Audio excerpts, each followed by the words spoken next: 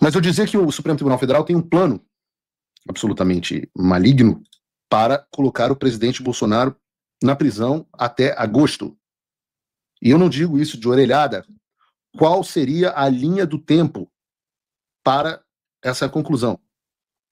Vejam só, no dia de ontem, então, 7 de maio de 2025, Alexandre de Moraes marcou as datas para ouvir as testemunhas do processo. Segundo ele estipulou, em 19 de maio serão ouvidas as testemunhas da acusação. Em 22 de maio vão ser ouvidas as testemunhas ligadas ao Mauro Cid. E de 23 de maio a 2 de junho vão ser ouvidas as testemunhas de defesa. Depois de todas as testemunhas serem ouvidas, a lei dá 5 dias para que os advogados de defesa possam pedir diligências, investigações ou providências adicionais que acharem necessário pedir.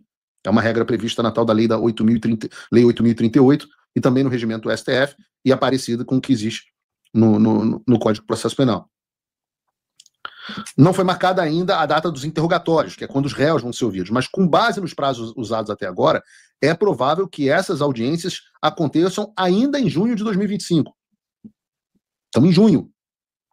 Depois das diligências pedidas pela defesa ou pelo indeferimento desses pedidos, que é o mais provável, e dos interrogatórios, tanto a acusação quanto as defesas vão ter um prazo excessivo de 15 dias para entregar os argumentos finais por escrito. E aí, como o recesso do Supremo Tribunal Federal vai do dia 2 ao 31 de julho, é provável que esses prazos terminem no início de agosto. Se houver recesso.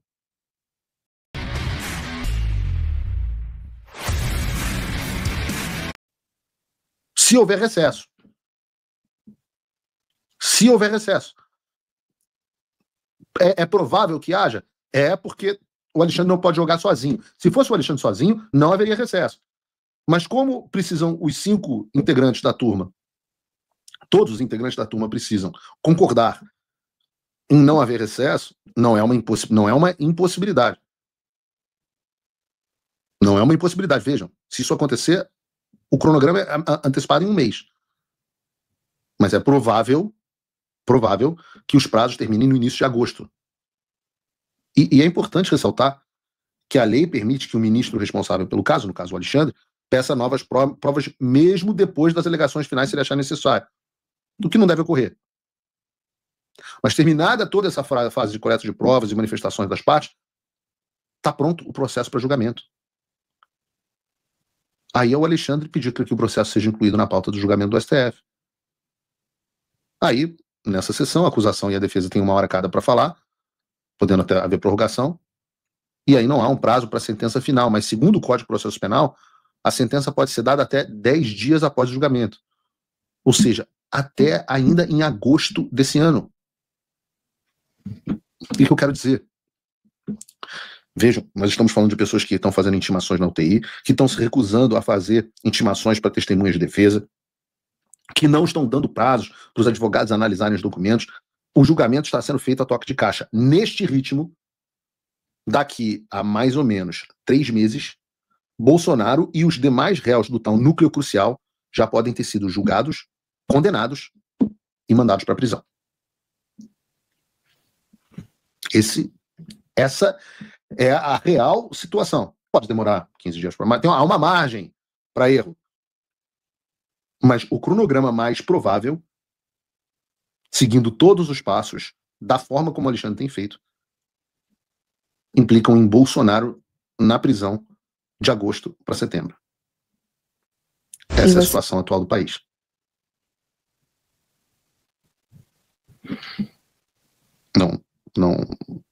Não gostaria de dar uma notícia desagradável dessa, mas essa é a vida como ela é. O que nos leva ao assunto da delegação americana nos Estados Unidos. Porque nessa semana, dentro desse assunto da visita deles ao Brasil, muita gente desinformada ficou em polvorosa, dizendo que era mentira, que a delegação americana se encontraria com o ex-presidente Bolsonaro, dizendo que o Flávio Bolsonaro tinha dito que só seriam discutidos assuntos sobre o crime organizado, e que, portanto, eu e o Eduardo Bolsonaro estávamos mentindo, e por aí vai. E eu falei que as pessoas tinham que ter um pouquinho de paciência, porque eu ainda não podia dizer o que tinha acontecido no programa de terça-feira. Mas que ao longo daquele mesmo dia ou do dia seguinte, na quarta-feira, as pessoas saberiam o que de fato aconteceu. E é óbvio que foi exatamente o que aconteceu. Fizemos o programa na terça, naquele momento o Flávio Bolsonaro tinha dito na segunda, porque não poderia dizer diferente, foi pedido a ele para manter silêncio. Ele não poderia dizer que estava sendo tratado sobre sanções, não poderia ter dito, ele não poderia ter dito que tinha havido uma reunião com o presidente Bolsonaro. Mas reparem, tem uma pista naquele vídeo, que ele usa o nome do senhor Ricardo, e não fala do tal do David Gamble, que o pessoal chama aqui de Chip Gamble. Eu disse de novo no programa de terça-feira que o Chip Gamble, David Gamble, não era a pessoa mais importante daquela delegação. E eu disse isso porque ele é, de fato, uma pessoa que faz parte da burocracia. Tem um cargo importante, mas ocupa a função de forma temporária, enquanto a Casa Branca não ocupa aquela posição de forma permanente. Então a gente não entende, mas quando você troca um governo, é muita gente que é nomeada, é muita posição. E muitas delas não são ocupadas, não foram ocupadas ainda pelo Trump. Mas elas precisam continuar existindo na estrutura. E daí você coloca uma pessoa de carreira para ocupar a função temporariamente. Aqui se chama de acting fulano. Acting é quando você está agindo como a posição tal, mas você não é a pessoa que ficará na posição tal. Ontem, eu vou dar um exemplo das pessoas que não foram nomeadas para vocês entenderem. Ontem, na Casa Branca, eu conversei com o embaixador americano para a OEA. A confirmação dele ainda não aconteceu. Eu acho, inclusive, que vai ser hoje. O Lee. Então, há diversas confirmações que precisam esperar o Senado. Nem o embaixador da OEA ainda foi analisado. Veja, o Brasil ainda não tem nem o nome para ser embaixador. Não tem nem o nome. Ainda não escolheram o nome para ser embaixador dos Estados Unidos no Brasil. Então essas coisas acontecem mesmo. Agora, por que eu falei que a pessoa mais importante era o Ricardo Pitta?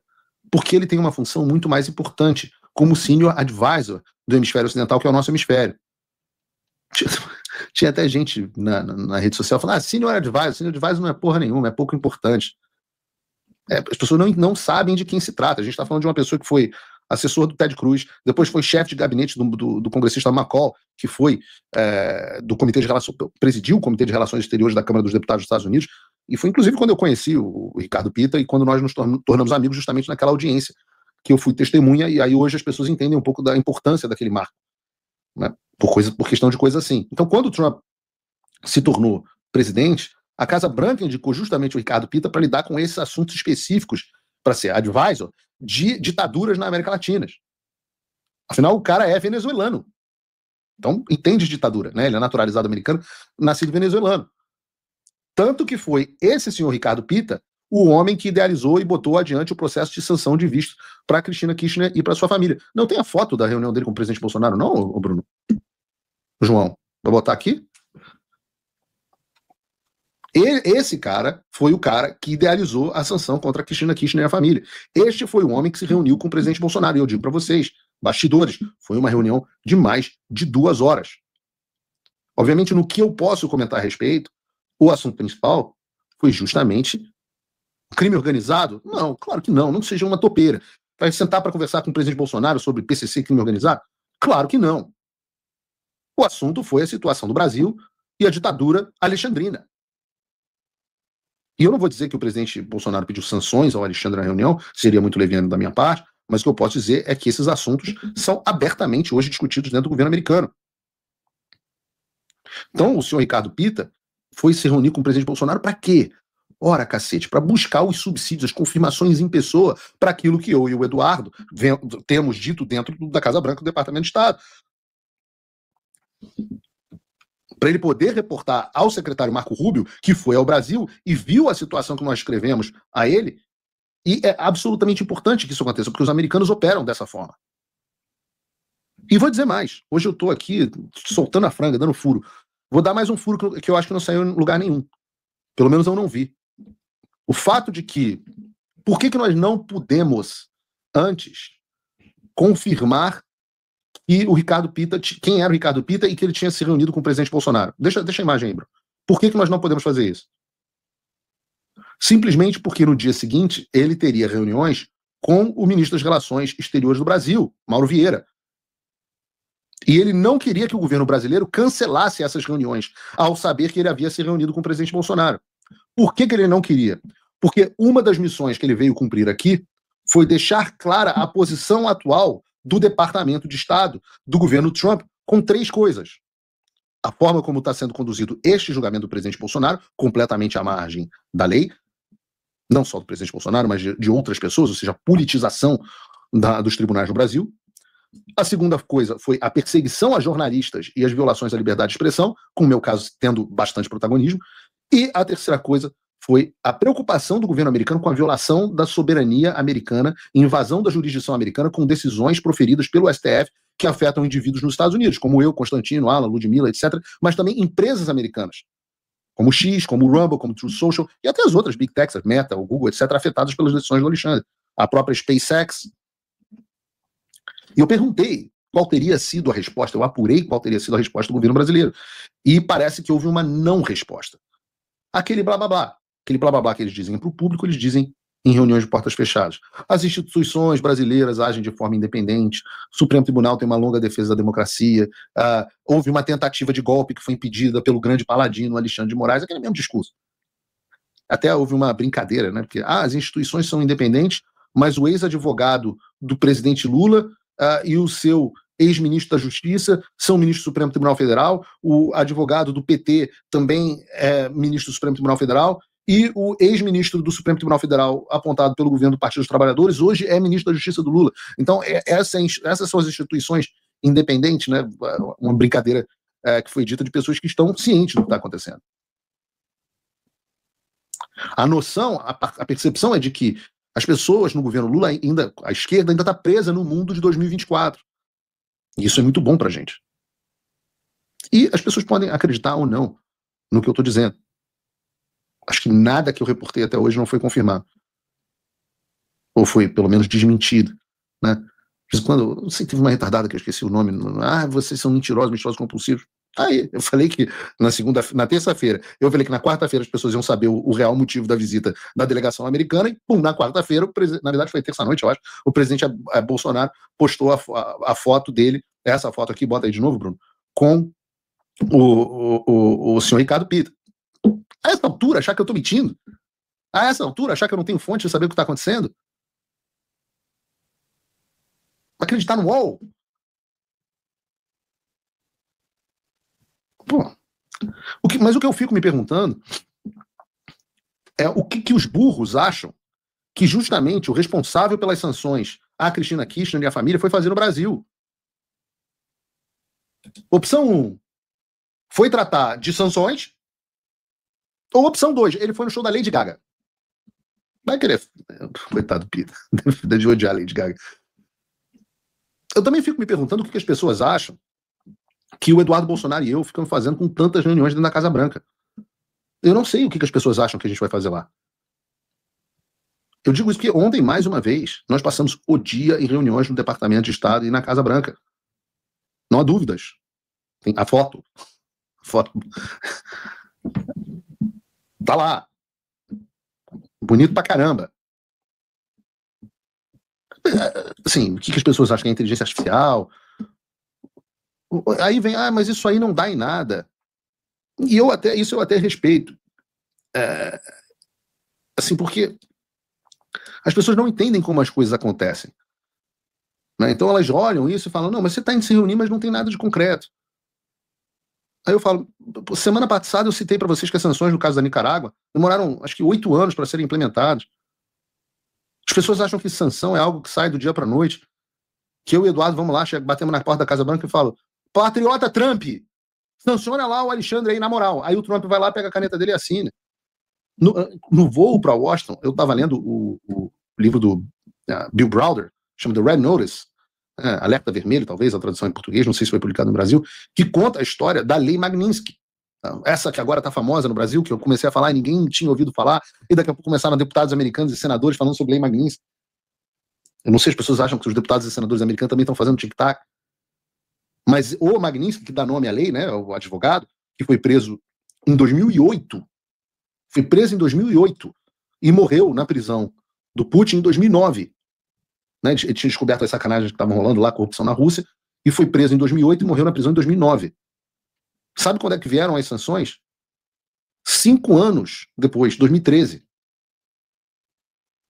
O próprio Bill Browder, que foi o cara que fez, o autor do livro, foi o cara que fez o lobby pela lei no Congresso americano. A gente aprende muito, né, com a experiência dos outros. Mas o caso dele era da Rússia, que é um país no qual os Estados Unidos tem áreas inteiras, tem um prédio inteiro, tem um andar inteiro dedicado à Rússia no Departamento de Estado. No Brasil, tem nada. A gente está lá dentro do hemisfério ocidental junto com um monte de país.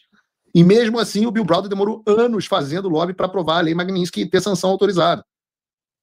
Um cara que é milionário, famoso nos Estados Unidos, aliás, o pai dele era membro do Partido Comunista, demorou 5 anos. Chega eu, coitado, um pobre de um coitado, um imigrante, um pobretão, um jornalista, sem recurso, ficando em Airbnb, pegando a passagemzinha mais barata, não sou ninguém, chego no governo americano, com a ajuda do Eduardo Bolsonaro, é só mais um deputado brasileiro. E as pessoas esperam que a gente faça o quê? Que a gente chegue lá, bata na porta e faça trabalho em um mês. Que loucura. Eu digo isso, mas eu tenho que ter paciência, porque se Jesus não voltar amanhã, e talvez esse papai seja um anticristo, aí quem sabe nossos problemas estejam resolvidos, o amanhã vai existir e a gente vai ter que continuar lutando. Ou então vai ficar sentado no sofá de novo. Ah, eu sou foda, isso aí não vai dar em nada. Pô, Paulo Figueiredo, mentiroso. Ou então vai para o outro extremo, que é o pastor Sandro Brocha, dizendo, olha, tem um porta-aviões chegando que vai libertar, por exemplo, a última era que, do Sandro Brocha era que o Trump ia visitar o Bolsonaro no hospital. Mas eu acho até compreensível, porque eu também não tinha essa dimensão com tanta precisão, de quantos órgãos e quantas pessoas diferentes nós temos que explicar a situação, nós temos que conversar, nós temos que convencer. O quanto que as pessoas aqui nos Estados Unidos não sabem o que está acontecendo no Brasil. Ninguém sabia absolutamente nada sobre o Brasil. Nós somos anões diplomáticos completamente fora do mapa. E eu digo o seguinte, mesmo nós, eu sou uma pessoa que acompanha geopolítica, mas se você quiser que eu sou do Brasil, você quer que eu crie sanção contra um juiz tal na Argentina. Ora, eu conheço a política da Argentina, igual no máximo esse pessoal conhece a política brasileira, sabe quem é Bolsonaro, sabe quem é Lula. Eu sei quem é Milei, eu sei quem são os Kirchner, eu sei o que é kirchnerismo, sei o que é peronismo, mas não sei quem são os juízes da Argentina. É um conhecimento muito superficial. Então, se eu trabalho no governo brasileiro, os argentinos chegam para conversar comigo, eles vão ter que explicar quem é o juiz, qual é o problema, o que está acontecendo, o que ele faz, se tem prova, se não tem. E isso demanda. Basicamente, a minha vida tem sido tomada nos últimos tempos. Uma quantidade. Quem que vocês acham que produz os documentos? Que escreve páginas e páginas e páginas em inglês? É um trabalho gigantesco. É memorando, é paper, é cópia de decisão, é tradução, uma quantidade absurda de coisas. E dá reunião no lugar, reunião no outro lugar, conversa com uma pessoa, pressiona. Puxa, mas e aí? Já decidiu que sim, mas e em quanto tempo? E o que as pessoas acham que a gente vai fazer dentro da Casa Branca do Departamento de Estado? O que vocês acham que a gente vai fazer? E por que? De novo, quarta-feira que vem, estarei de novo na Casa Branca. O que vocês acham que as pessoas vão receber a gente? Por quê? Se não é para tratar de sanção, é para tratar de que eu não sou tão bonito assim. Não sou tão bonito assim para as pessoas quererem ficar me encontrando o tempo inteiro. E eu desafio, mas pô, qualquer um vai. Eu desafio aí, quantas pessoas você conhece que foram à Casa Branca? Tenta lá marcar uma reunião, vai ser recebido. Pode pegar o deputado mais influenciador do Brasil, vem lá, bate na porta, tenta marcar uma reunião na Casa Branca, boa sorte. Senador, desafio a ser recebido. Quantos brasileiros vocês conhecem que foram? O Eduardo é filho de ex-presidente, mas é ex-deputado de oposição ao atual governo, e eu volto a dizer, eu sou um pobre, um coitado, um jornalista. É um deputado brasileiro e um jornalista, nada além disso nos Estados Unidos. Então por que as pessoas recebem a gente? Ora, porque elas percebem a importância do assunto, que é algo em curso, porque nós temos sido bem-sucedidos em explicar a importância do Brasil, o que está acontecendo. E isso acontece como? Muita participação em televisão, muita participação em jornal, participação em eventos. Sexta-feira, mais uma vez, o deputado Eduardo Bolsonaro e eu estaremos em um evento de gala, aqui com grandes lideranças, explicando mais uma vez a situação do Brasil. O que vocês acham que eu prefiro? Eu prefiro estar em casa, prefiro estar saindo com a minha mulher. A coisa que eu mais odeio, eu volto a dizer, a coisa que eu mais odeio é fazer essas viagens. Mas eu brinquei na semana passada no meu Instagram, a revista Fórum até publicou com tom jocoso, dizendo que a gente tinha 70% de chance das sanções saírem. Eu volto dessa viagem e elevo esse número para 85% de chance das sanções saírem. Eu digo que a gente está muito, muito perto. Muito perto de acontecer e muito perto de acontecer no curto prazo. É na semana que vem? Não. Mas estamos falando de não muitas semanas. Eu não tenho ideia de quantas, porque não depende de mim. que depende de mim é ir lá, responder a todas as perguntas quando eles me chamam, fazer minha parte. Eu estou vendo as coisas andarem, eu estou vendo minuta, eu estou vendo discussão, é melhor adotar esse mecanismo ou aquele. E quando eu falo isso, que eu estou vendo as coisas andando, vem, porra, nego que é muito burro, muito burro. Quando eu vejo alguém escrever 72 horas, eu falo assim, porra, esse cara, quando for comer sorvete, ele tem que tomar cuidado para não baixar a cabeça e levantar o sorvete ao mesmo tempo, e não colocar o sorvete na testa. Porque esses imbecis nunca ajudaram a fazer nada. É guerra através do sofá, contra pessoas que estão trabalhando de fato, e as pessoas completamente desinformadas. Do um deputado que eu gosto, até liguei para ele, na verdade ele me ligou depois que eu reclamei com ele, falou, ajuda não virar dos Estados Unidos, isso aí é coisa de... Ele ligou, expliquei o que está acontecendo, ele falou, bom, se isso está nesse pé mesmo, realmente, isso vai ajudar muito. E volto a dizer, na quarta-feira estaremos de novo na Casa Branca. O que a gente vai falar? E cada viagem é uma nota. Pesquisem aí, percam tempo, pesquisem aí no Airbnb qual é o custo de uma hospedagem de uma noite em Washington. Eu fui procurar o hotel mais barato para essa viagem dessa semana, $450 na região que eu estava. Então você faz a conta. Eu peço para as pessoas me apoiarem a partir de $5 por mês, né? Com cupom de desconto. Então eu preciso de 90 apoios para pagar uma noite no hotel de Washington. Quando terminar o programa de hoje, eu vou dizer para vocês, eu vou ter ganho algo como entre 5 e 8 apoios. A conta não fecha. Se você acha que eu sou um malandrão tentando ganhar dinheiro com essa coisa, eu tenho que ser mais português do que o Sérgio Tavares. Porque não fecha a conta. 7 ou 8 apoios, $450 só de hotel. O cara vai o tempo inteiro, e não é uma noite, e mais passagem, e mais alimentação, e mais transporte. Quem que tá bancando a conta? Sou eu, porra! Esse alguém sou eu. Então não é só... tá enriquecendo, só quer tirar dinheiro dos trouxas. Não, o trouxa, se tem algum trouxa aqui, sou eu que tô bancando essa farra. Pra fazer o quê? Entendo, as pessoas que me conhecem, a coisa que eu mais amo na minha vida, né, o Chesterton tem uma frase que eu acho, não há nada mais extraordinário do que um homem comum, com uma família comum, etc, etc. Para mim não há nada mais extraordinário do que um dia comum.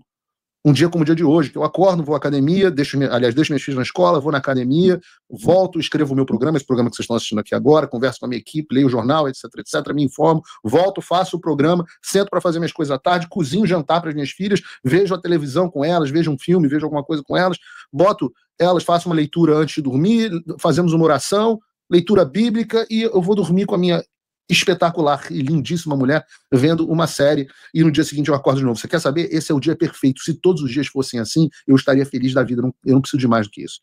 Nada mais extraordinário que isso. Ser conservador é gostar dessas coisas. Quando eu faço essas viagens, eu abro mão dessas coisas. Na terça eu não pude ficar com as minhas filhas, nem na quarta. No final na sexta-feira, em vez de sair à noite com a minha mulher, eu vou estar numa porra de um jantar de gala usando gravata borboleta. Vocês que me conhecem sabem que eu sou um sujeito que só anda de calça jeans e camiseta. Então o que vocês acham que a gente está fazendo, gente? Que o coitado do Eduardo Bolsonaro, o cara abandonou a vida dele, veio para cá com uma mala. Eu não sei se o Eduardo Bolsonaro já disse onde ele mora, mas o Eduardo Bolsonaro tem uma vida de classe média aqui nos Estados Unidos, foi morar num lugar que é mais barato. Banca tudo. A única coisa que me consola, né, e a gente conversa muito sobre isso, cara, no final as pessoas, quanto mais gente ri, mais gente vai quebrar a cara, e a gente vai rir mais por último e melhor. Ou não. Ou a gente vai quebrar a cara. Mas e aí, se a gente quebrar a cara, vai ficar todo mundo rindo. Eu sei, mas é que a gente não presta conta para essas pessoas, a gente presta conta para Deus. E eu até entendo, as pessoas estão tomando de 7-1 há muito tempo, as pessoas veem as vitórias do STF, as pessoas se acostumaram a perder. Por isso elas perderam a fé de que vão começar a ganhar. Eu não. Porque eu acredito que as pessoas que fazem as diferenças não são as pessoas derrotadas. O americano tem um termo chamado loser. Loser, né? Até faz assim o L nos Estados Unidos, que no Brasil você fala faz o L, nos Estados Unidos L é o símbolo dos losers. Loser é uma palavra em inglês para perdedor, para derrotado. Essas pessoas são as pessoas derrotadas. E eu não sou uma dessas pessoas. Eu não prego isso para você. Eu queria poder passar mais tempo com vocês para dizer, olha, eu venci em tudo que eu fiz na minha vida. Fiz tudo com excelência. Empreendi com excelência. Me tornei jornalista com excelência. Me tornei professor com excelência. Estudei nas melhores universidades do mundo com excelência. Em tudo eu fui vencedor e no topo de tudo que eu fiz. Então eu não estou acostumado a perder. Eu não jogo para perder. E eu digo, eu tenho confiança de que nós vamos sair vitoriosos com o que vai me caber nesse papel dessa história no Brasil. As pessoas gostam de zoar os franceses na Segunda Guerra Mundial, né? Em 46 dias a França se rendeu ao Terceiro Reich do Hitler, em 1940. Aí o Reino Unido passou a lutar sozinho contra uma Alemanha que já tinha ocupado toda a Europa. E foi assim por quase um ano, até que a Alemanha invadisse a União Soviética e finalmente os britânicos ganharam um aliado. Mesmo assim, foram mais 5 anos de guerra. E só então você teve vitória total. E hoje todo mundo enche a boca para falar da bravura e da resistência do Churchill, que é um dos ídolos que eu tenho. Mas a realidade é que a maior parte dessas pessoas são os franceses nessa história. Os covardes que se renderam no início da guerra por não verem possibilidade de vitória. A história se lembra do Churchill, mas não se lembra dos covardes. E eu digo para vocês que conosco vai ser igual. Vamos falar rapidamente sobre o Papa, porque enquanto a gente estava escrevendo o programa de hoje, a fumaça branca foi anunciada no Vaticano. Ah, não, peraí, pô. Tem que fazer pelo menos um break de merchan. Se você vê algum valor nessa causa, entre, por favor, em www.paulofigueiredoshow.com/apoie. Tem também esse QR Code, esse lindo QR Code que o Bruno coloca aqui na tela. Você pode me ajudar com um pouco mais de $5 por mês. $5 por mês. Se você me arrumar mais 90 amigos, você já vai pagar uma diária de hotel. Então, www.paulofigueiredoshow.com/apoie.